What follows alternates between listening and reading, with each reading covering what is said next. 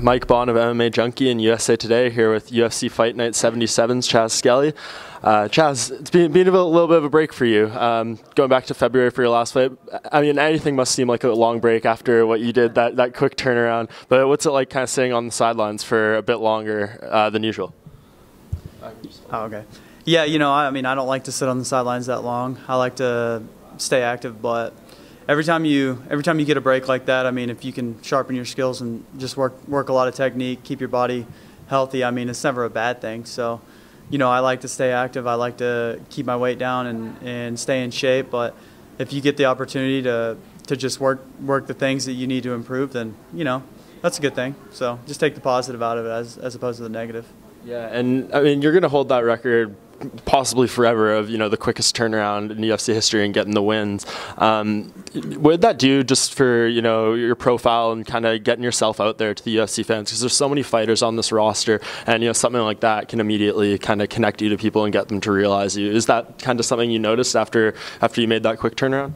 Yeah, I think I definitely think it got my name out there a little bit more. Had people realize that I'm here and I'm willing to fight, even on short notice and things of that nature. But as much as it did for my profile, it did the same thing for my bank account. So I can't complain too much, Yeah, definitely. And is that something? I mean, I'm sure you'll kind of remember that experience forever. But now in hindsight, it happened a little while ago. How difficult was doing that 2 UFC fights so close together? I feel like the only difficult part about it was just the 2 weight cuts being so close together. I'm pretty big, 145, so I get down there pretty far. I felt pretty exhausted going into even before the second fight. I stopped my warm up short because I was already getting tired and stuff. So I knew it was going to be a long fight. When in the locker room, I knew it was going to be a grinding.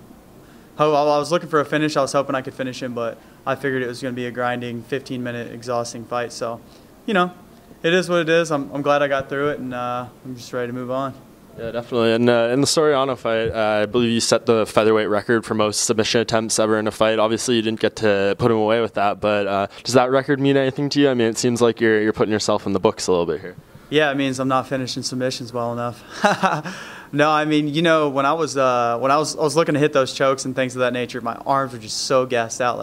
Like I said before I stepped in there, I felt my legs and arms just felt like noodles. So it was, I went hard for a couple of the chokes, but then after that, I'd slap him on and realize that he was probably going to wait till he passed out, and I didn't know if I had the gas in my arms, and figured it was going to be a 15-minute fight, so I needed to kind of save that energy. But I think it just shows that I'm looking to finish. I'm always looking to finish no matter what. So, Yeah, and it seems like, I mean, obviously with the quick turnaround, you said the tough weight cuts, maybe you weren't at 100%. Do you feel, but when you do and go to these fights where you are full training camp and everything, you're kind of delivering really great performances. Is that what you feel like is going to happen here now that you've had, layoff time to work on your skills? You can go in there and kind of show everything you have?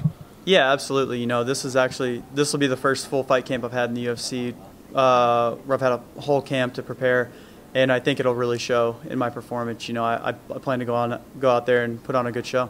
Yeah, what did you make of this matchup, obviously having to come down to Brazil and everything? Some fighters seem to really enjoy that experience, some seem not so much. What's your take on it, and how are you liking it so far, and how are you expecting this fight to go? I love it.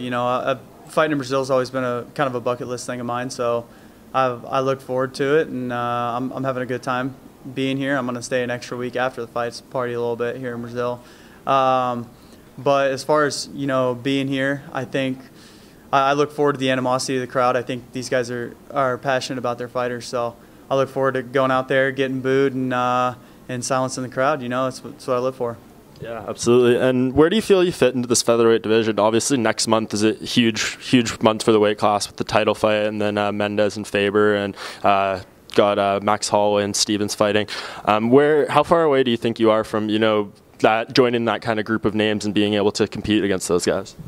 I don't know. I don't really look at things like that too often. I kind of feel like I'm making my way up, and I just got to keep racking up wins and working my way up the rankings. I would like to be fighting bigger names and guys that maybe are ranked higher, but to me, it'll come in time. It'll come when the time is right. I'll be up there. Yeah, and do you feel like this one could be kind of a bridge to those opportunities? Because 4 in a row, not easy to do in the UFC. Do you think that's kind of speaks for itself that you deserve, you know, those bigger names? Yeah, I think getting a win's big for me here, but I think getting a win in impressive fashion is much bigger. You know, if I go out there and put this guy to sleep early, you know, I think that'll say a lot for myself. If I go out there and it's a 15-minute boring fight, you know, I might be in the same spot that I'm in. So I want to go out there and perform well.